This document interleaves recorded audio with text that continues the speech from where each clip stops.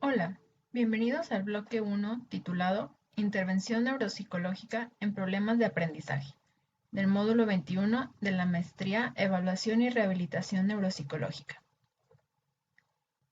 Los temas que vamos a abordar a través de este bloque son los siguientes. Como tema 1, factores neurológicos en las discapacidades de lectura del adulto. Como tema 2, bases tradicionales de la intervención en comparación con la rehabilitación neuropsicológica. Como tema 3, signos blandos en neurología y discapacidad de aprendizaje. Como tema 4, enfoque médico en las enfermedades vestibulares. Y por último, una revisión de experimentos relacionados con las perturbaciones propioceptivas vestibulares en los niños. Para iniciar con el tema 1, hablaremos, en primer lugar, sobre qué es el aprendizaje. El aprendizaje es la interiorización de la diferente información que recibimos a través de nuestros sentidos. Todo esto con base a diferentes experiencias que vivimos, lo que va a generar diferentes resultados significativos en cada uno de los individuos. Cuando este proceso no se da de la mejor forma, no ocurre este proceso de interiorización de información, podemos hablar de un trastorno de aprendizaje. Este es un problema en el procesamiento de la información que impide que una persona aprenda con una buena habilidad o que utilice esos conocimientos de una forma eficiente. Las principales áreas en las que puede haber algún problema de aprendizaje es en el área de lectura, en la escritura, en las matemáticas, en las habilidades no verbales o en la coordinación motora. Uno de los principales problemas de aprendizaje es la dislexia, la cual ha sido diagnosticada en aproximadamente el 10% de la población total. Este es un trastorno de aprendizaje de origen neurobiológico. Se relaciona principalmente con la adquisición del lenguaje. Las principales características que se tiene es que hay dificultad para el reconocimiento y la producción de las palabras. Muchas veces lo que entendemos coloquialmente por dislexia es esta confusión que existe entre algunas letras, por ejemplo, la B, la D, la P, la Q, y luego estas personas suelen cambiarlas o distorsionar las palabras al momento de leerlas o de escribirlas. Esto ocurre porque hay un bajo rendimiento en la conciencia fonológica, es decir, no hacen esa transcripción o esa decodificación adecuada de lo que están percibiendo a través de sus sentidos. Y esto se refleja a través de la lectura, a través de la escritura, del habla, de problemas de lateralización o de dificultades visoperceptuales. Como ya lo mencionaba, la dislexia es un problema del lenguaje, por lo que las principales áreas afectadas son las que se relacionan con este, como el área de Broca, el córtex auditivo primario, el área de Wernicke, el giro angular y el giro supramarginal. Todas ellas se involucran de una u otra forma en el procesamiento del lenguaje, ya sea en la producción, en la comprensión o en el análisis de este. Y cuando tenemos un caso de dislexia, probablemente el área afectada será alguna de ellas. La dislexia, por lo general, se diagnostica desde etapas tempranas o desde etapas infantiles, pero en muchos de los casos esta se mantiene aún en etapa de adulto, ya que la dislexia, cuando se le da un trastorno adecuado, pueden controlarse todos los síntomas que se observan y pueden aprender a manejarlos o se pueden rehabilitar.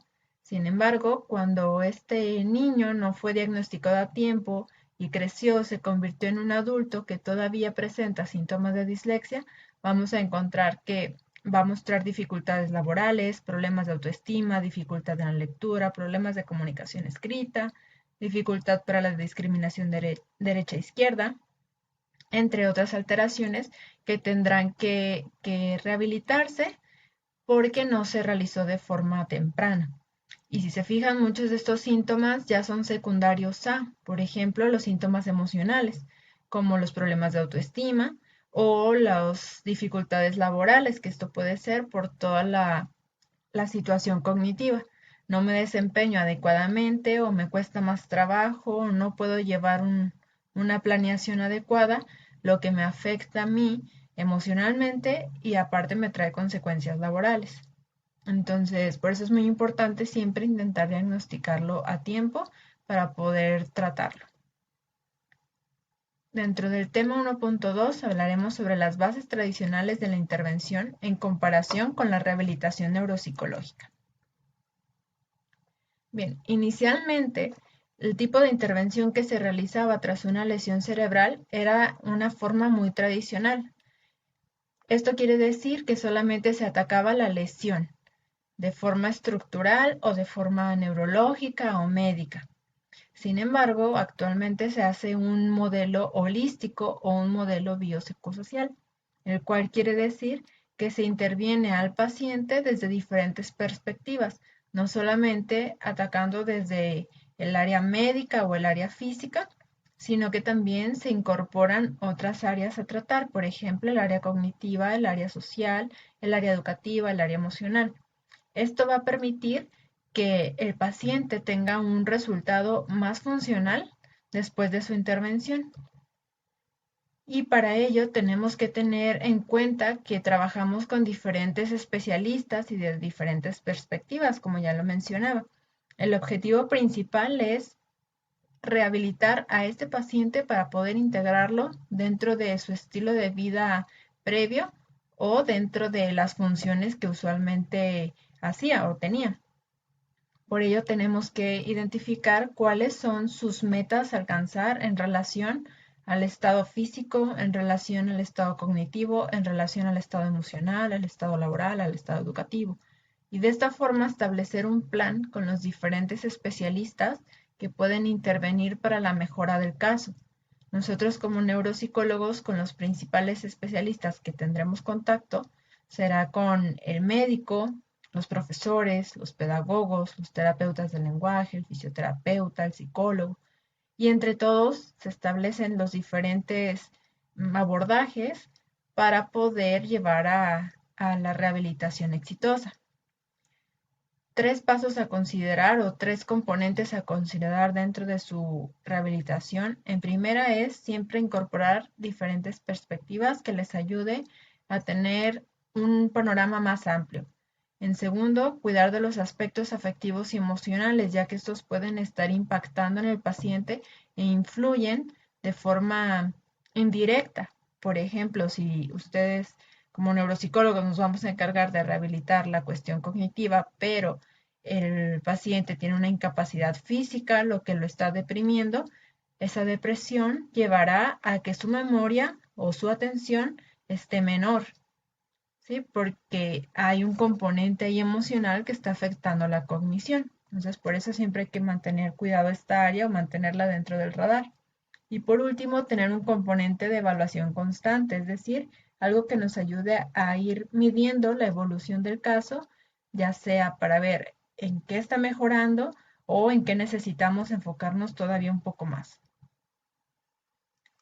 ¿Cómo vamos a seleccionar las intervenciones? Cada paciente tendrá un programa diferente que tiene que estar adecuado a su escolaridad, al daño que tuvo, al tipo de lesión, al estilo de vida premórbido, a la edad, a cuáles eran las habilidades que tenía previamente y cuáles son las que ya se perdieron, cuáles son las que se mantienen bien, estilos de vida, si el paciente es consciente o no es consciente de sus alteraciones, ver cuáles son sus capacidades, digamos, económicas, porque, por ejemplo, con algunos pacientes tendremos que intervenir de forma tradicional, ejercicios de lápiz y papel, mientras que con otros pacientes podremos utilizar quizá ya tecnologías más complejas mientras, pues, se nos permita, ¿no? Por ejemplo, uso de tecnología, iPads, tablets, programas para rehabilitar. Entonces, todas estas variables tienen que tomarlas en cuenta para poder diseñar un programa de rehabilitación exitoso y adecuado a las necesidades de su paciente. Como tema 1.3, hablaremos sobre los signos blandos en neurología y la discapacidad de aprendizaje. El neurodesarrollo es un proceso por el cual todos pasamos para lograr la maduración cerebral. Hay diferentes factores que pueden influir para que este desarrollo no se dé de la forma más indicada. Algunos factores pueden ser internos, por ejemplo, el cuidado prenatal, los cuidados que está teniendo la madre, por ejemplo, consumo de sustancias, exposición a pesticidas, exposición a ciertos químicos que pueden afectar el desarrollo del embrión. O puede ser ya otro tipo de factores más sociales, por ejemplo, la estimulación afectiva.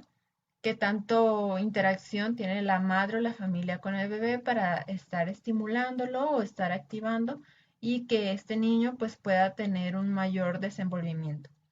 Lo que ocurre en el neurodesarrollo es que lo que ocurre de forma, digamos, ya molecular o neuronal, es que en un inicio se forman todas las neuronas, las cuales comenzarán a migrar a sus diferentes sitios en los cuales se van a establecer para poder diferenciarse en una neurona motora, en una neurona sensitiva, etc. Una vez que las neuronas llegaron a su lugar, comenzará una poda sináptica. Esto es que hay muchas neuronas que no se están estimulando, que no se están usando, entonces estas se pierden, se mueren. Y se mantendrán aquellas que lograron hacer conexiones. Y estas son las que se fortalecerán, se estimularán para realizar las diferentes actividades que les corresponden, ya sea un movimiento, o que sean las encargadas de procesar la visión, o que sean las encargadas de los circuitos del habla, en fin. Existen diferentes etapas por las cuales van a marcarse diferentes logros a nivel físico, a nivel de lenguaje, a nivel de, de aprendizaje, de motricidad. Y estas son las pautas para nosotros poder identificar si el niño está teniendo un desarrollo adecuado o si está teniendo problemas en el desarrollo de algún área en específica. Por lo que tenemos que tener la noción de qué es lo que el niño debe tener logrado a diferentes etapas. Unos de los datos que se pueden presentar en un infante son los signos neurológicos blandos, lo que nos da como un indicador de que algo no está desarrollándose bien o que hay algo ahí que nos puede ser un foco de alerta. Estos signos se presentan cuando hay una interrupción en las redes de trabajo neuronal o que hablan de algún retardo en la maduración cerebral. Y esto a la larga pues puede repercutir en diferentes áreas, sobre todo en las académicas, por ejemplo, en la coordinación motora, en la psicomotricidad, en el desarrollo del lenguaje. Y pues que si nosotros sabemos identificar estos signos desde etapas tempranas, podemos intervenir de forma más pronta para poder mejorar el desarrollo y lograr una estimulación adecuada. Algunos de los signos neurológicos blandos son los que se muestran a continuación en esa tabla y uno de los instrumentos que podemos utilizar para evaluarlos es el cuestionario de madurez neuropsicológica y el de madurez neuropsicológica escolar, el cuestionario de madurez neuropsicológica escolar. En ambos se incluye un apartado que nos ayuda a evaluar los signos neurológicos blandos. En el tema 1.4 hablaremos sobre el enfoque médico en las enfermedades vestibulares. El sistema vestibular es aquel que se encarga de regular el equilibrio, la postura, los movimientos oculares. Es el que nos ayuda a no marearnos. Está ubicado dentro del oído y también hay algunas estructuras cerebrales que se encargan de regular esta noción, digamos, del equilibrio y la postura. Existen ciertas patologías que pueden alterar el sistema vestibular, por ejemplo, el vértigo, el mareo, todo esto puede estar ocasionando que la persona tenga diferentes sensaciones o diferentes alteraciones. Dentro de la evaluación es importante considerar un apartado en donde nosotros preguntemos a nuestro paciente si está teniendo mareo, si está teniendo vértigo de forma continua, si pierde el equilibrio, Si hay ciertos factores que lo desencadenan, por ejemplo, levantarse rápido, cambios de postura muy abruptos, o si se presentan junto con otros síntomas, por ejemplo, el tinnitus, visión borrosa, hipo o hiperacusia o dolor de cabeza. Todo esto nos va a ayudar a ir creando un panorama para descartar si es una alteración propia del sistema vestibular o si es alguna alteración que puede estar asociada, por ejemplo, a algún problema cardíaco. Cuando nosotros nos damos cuenta de que puede ser por alguna alteración del sistema vestibular, lo más indicado es derivarlo al especialista. Pero eso no quiere decir que nosotros no podamos tener las nociones básicas para hacer un examen físico, en el cual se debe ver en qué situaciones ocurre, qué tanto desequilibrio pierde, si es al pararse en una pierna, si es al caminar sobre una línea, por ejemplo, si es al saltar. Entonces, esas pequeñas características nosotros sí podemos atenderlas e identificarlas para poder derivarlo con el especialista adecuado, el cual realizará un examen físico, un examen de oído, nariz, garganta, el examen de pares craneales, el examen neurológico y muscular o pruebas de posicionamiento o de función cerebelosa, lo que nos va a ayudar a determinar ya de forma más precisa si nuestro paciente está teniendo una alteración del sistema vestibular. Y lo que a nosotros nos compete es atender todos estos efectos cognitivos que puede estar generando este tipo de alteración. Algunos de ellos son la dificultad para concentrarse, fallos en memoria a corto plazo, la desorientación, alteraciones en la comprensión, dificultad para seguir las conversaciones y algunos componentes emocionales como la ansiedad, la depresión, el aislamiento social y la fatiga mental. Esto es por aquella dificultad que tenemos o que tienen estas personas al intentar concentrarse mientras están mareados, mientras están con vértigo, que no pueden centrarse o no pueden orientarse en lo que están haciendo, porque hay mayor atención o mayor tensión ante estos síntomas físicos.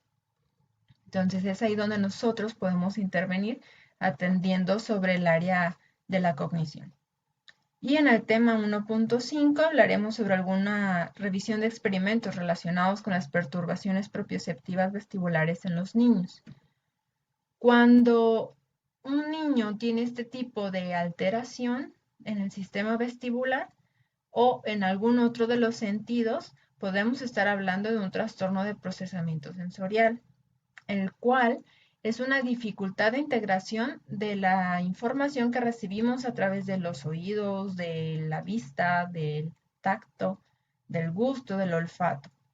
Y muchos de estos niños conllevan a tener trastornos de aprendizaje.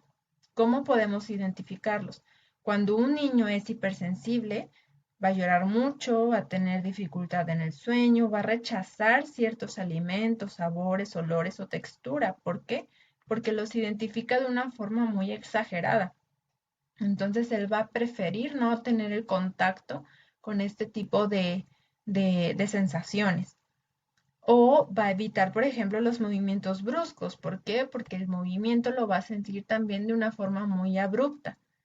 Mientras que un niño hiposensible no tiene tanta percepción por los estímulos que está recibiendo, por lo que requiere tocar más, por lo que requiere pegarse mucho a las cosas para poder olerlas, por ejemplo, o parecerá que es torpe, le gustarán los juegos bruscos para poder sentir esa sensación, o va a tener dificultades para realizar sus tareas cotidianas. ¿Por qué? Porque no va a estar recibiendo al 100% los estímulos que necesita para poder llevarlo a cabo.